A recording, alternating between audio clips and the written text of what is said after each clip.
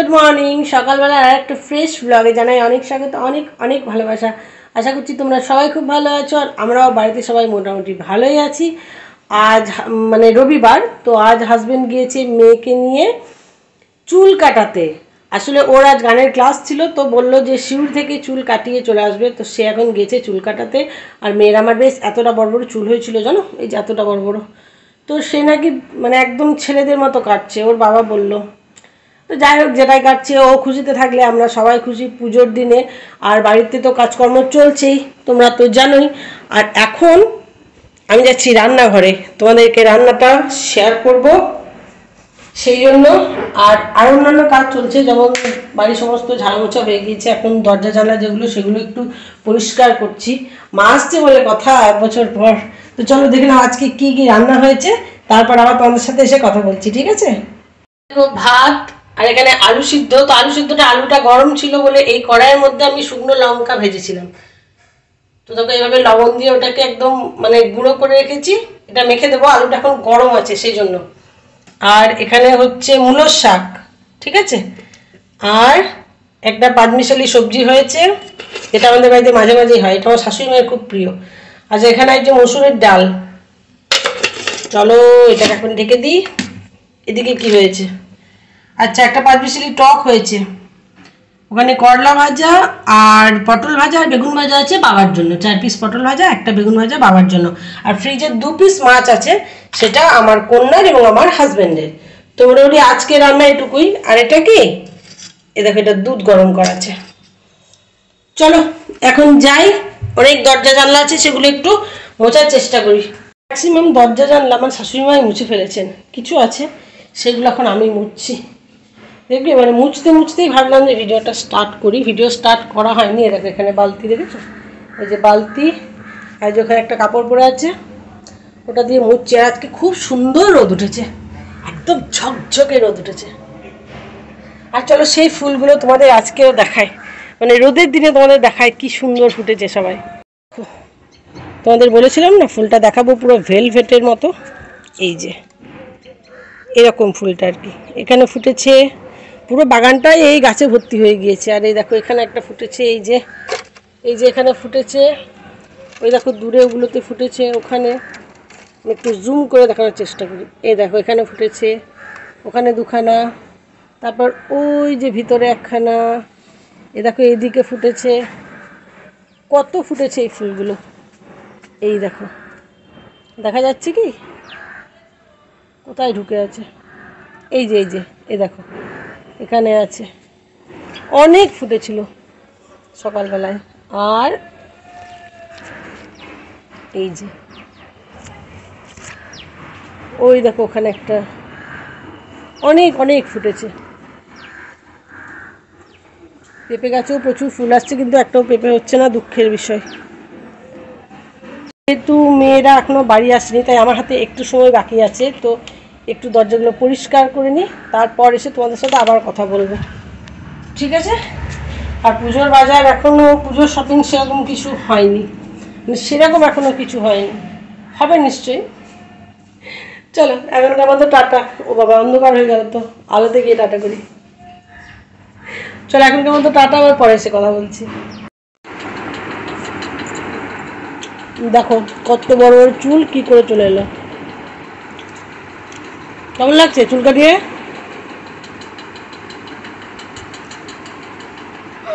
ভালো লাগছে?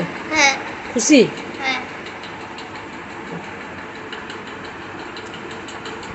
ঠিক আছে, বয়কট ঠিক আছে।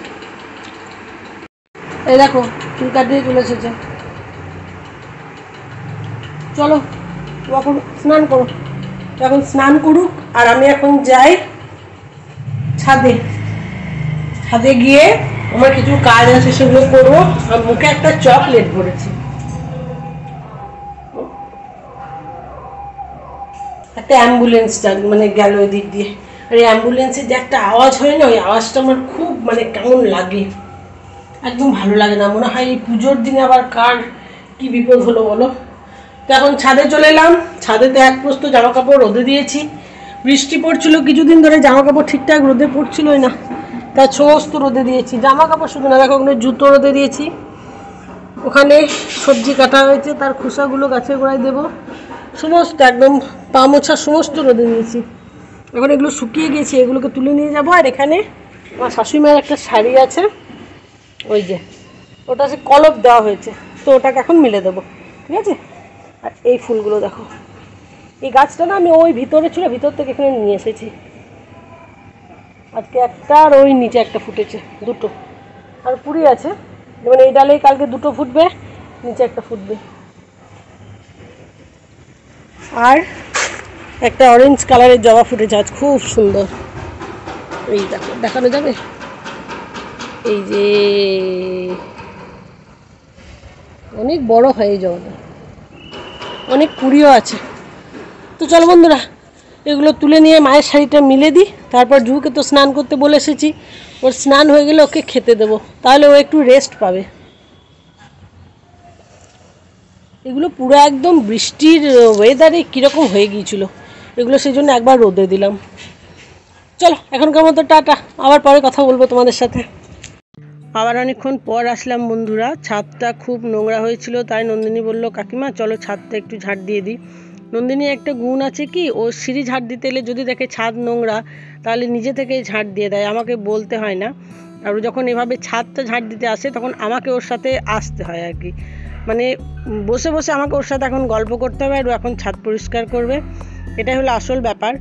আর এখন তো সন্ধে লেগে গেছে, মেয়েকে পড়াতে বসবো, তার আগে এই যে জামা কাপড় এক প্রস্ত স্তূপ হয়ে পড়ে আছে, এগুলো সব ভাঁজ করে নিচ্ছি। আর মেয়েকেও পড়াতে বসিয়ে দিলাম, মেয়েও চলে এলো বই নিয়ে। আর এই ঘরটা একটু ফাঁকা, এই ঘরটাতে মেয়ের পড়তে সুবিধা হয় কারণ এর ফ্যানটা ভালো, হাওয়াটা খুব সুন্দর।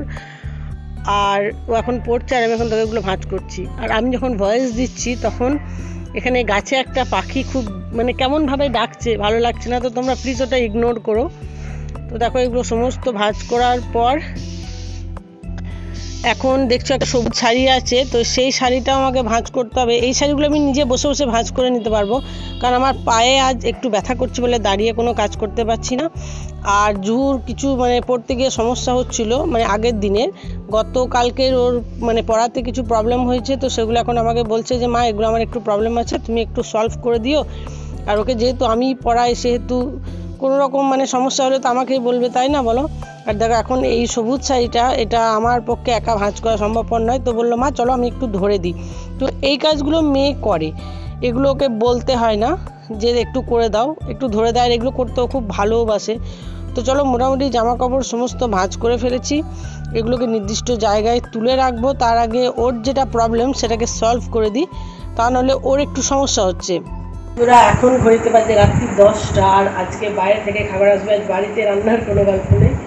তো মা শুধু খেয়ে নিয়েছে, মায়ের জন্য মোগলাই আনা হয়েছিল, যেহেতু মা একটু আগে খায় তো 8:30 খায় সেই জন্য। আর আমার মেয়ে গিয়েছে আমার ভাগ্নির সাথে আর দাদুর সাথে জুতো কিনতে, কিছু মনে হচ্ছে ওদেরই লেগে গিয়েছে জানো তো। ওরা গিয়েছে জুতো কিনতে, জুতো কিনে কখন বাড়ি ফিরবে তাও বুঝতে পারছি না। তো আমাদের জন্য হয়তো বিরিয়ানি আসবে, আর আমার শ্বশুরমশাইয়ের জন্য আসবে মোগলাই পরোটা, ঠিক আছে। চলো খাবার দাবার নিয়ে আসুক, আর আমি এখন এখানে চুপচাপ শুয়ে শুয়ে ওদের জন্য ওয়েট করছি, ওরা কখন বাড়ি আসবে। এই মেঝেটা ভীষণ ঠান্ডা, ভীষণ আরাম, এখন চুপচাপ একটু শুয়ে আছি। তো চলো ওরা আসুক, তারপর তোমাদের সাথে আবার শেয়ার করবো কী খাবার আসছে শেষ হচ্ছে, ঠিক আছে। খাবারটা নিয়ে আসুক, তারপর আবার তোমাদের সাথে কথা বলছি। এখন রাত্রি 10টা 15 বেজে গিয়েছে, আর জুরা বাজার থেকে চলে এসেছে। দেখো এখানে জুতো নিয়ে এসেছে, শু নিজের জন্য। এই শুটা ওর অনেক দিন ধরে পছন্দ ছিল, আমাকে বলছিল যে মা আমি ওই ডিজাইনটাই নেব। তো পুজোর সময় আমার শ্বশুরমশাই ওকে শ্যুটা কিনে দেয়। ওকে শ্যুটা দেওয়ার অর্থ হচ্ছে ও যেহেতু বাইরে যায়, গান টান করতে যায়, বা সামনে শীত আসছে, তখন শ্যুটাই ও বেশি প্রেফার করে। শুধু শীত বলে না, ম্যাক্সিমাম টাইম ও শ্যুটাই পরে। আর একটা চপ্পল আনা হয়েছে, এটা ওর ঠাকুমার জন্য। আমার শাশুড়ি মা আবার এটা ছাড়া পরতে পারে না, অন্য কোনো চপ্পল বা কোনো স্যান্ডেল কিছু দিলে ওনার পা কেটে যায়, তাই এটা দিতে হয়। আর দেখো নতুন জুতো পরে মহারানী বসে আছেন কেমন, এখন নতুন জুতো পরে হাঁটবেন, কত কি করবেন। আর এটাও বেশ দেখতে ভালো হয়েছে। আর এইটা আমার হাজব্যান্ড ওকে কিনে দিয়েছে পুজোতে, মানে বাবার কাছে একটা নেবে, দাদুর কাছে একটা নেবে, গাছেরও খাবে আবার গাছের তলারও কোড়াবে, দুদিক থেকে কাটবে সকলকে। তো দেখছো জুতো দুটো তোমাদেরকে দেখাচ্ছে। যে কি জুতোর পুজোতে হয়েছে, আর ওটা পরে দেখিয়েছে আর এটা পরে দেখাবে না, এটা কি করে হয় বলো। তাই এখন এটাকেও পরে ওকে হেঁটে দেখাতে হবে ওর পায়ে কেমন লাগছে, মানে এগুলো আমাকে বলছে আর কি। এই মুহূর্তে যেহেতু আমি ভয়েস দিচ্ছি, তা আগে কথাগুলো তোমার মনে আছে, আমাকে বলছে তুমি দেখাও আমার পায়ে এটা ম্যাচ করেছে কিনা। আর এখানে আমার আর হাজব্যান্ডের খাবার বাড়ছি, কারণ আমার শ্বশুরমশাই আর জুহু দুজনে বাইরে খেয়ে এসেছে, আমার ননদের মেয়েও খেয়ে বাড়ি চলে গেছে।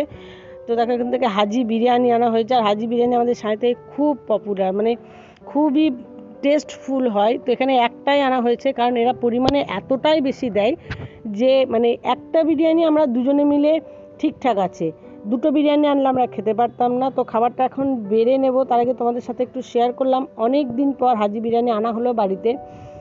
বাড়িতে তো মাঝে মাঝে এখন বিরিয়ানি বানানো হয়, কিন্তু অনেক দিন পর আনা হলো। তো যাই হোক, মেয়ের জুতো হলো, আমাদের একটু বাইরে খাওয়া দাওয়া হলো, সব রকমই হচ্ছে, বেশ ভালোই লাগছে। Good morning. কালকে রাত্রে ভিডিওটা শেষ করা হয়নি, কারণ কালকে খাওয়া দাওয়া করতে করতে এবং সমস্ত কাজকর্ম করতে করতে অনেকটাই সময় হয়ে গিয়েছিল, প্রায় 12টা 12:30 বেজে গিয়েছিলো। তো অত রাত্রে ভিডিওটা শেষ করা আমি সেফ মনে করিনি, সত্যি কথা। তো আজকে সকালে ভিডিওটা শেষ করতে এলাম।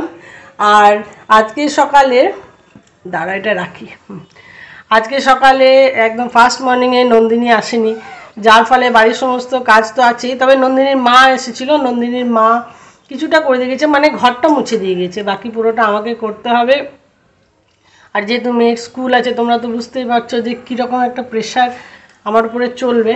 তারপরে কালকের যে ব্লগটা সেটাও আজকে শুরু করতে হবে, সেজন্য গতকালকের ব্লগটা মানে আগামীকালকের ব্লগটা শুরু করতে হবে, আর গতকালকে যে ব্লগটা সেটা শেষ করতে এলাম। কালকের ব্লগটা যদি তোমাদের ভালো লাগে অবশ্যই লাইক কমেন্ট শেয়ার করো, সাবস্ক্রাইব করো। দেখা হচ্ছে তোমাদের সাথে আবার আজকে নতুন একটা ব্লগে, ততক্ষণের জন্য সবাইকে বাই।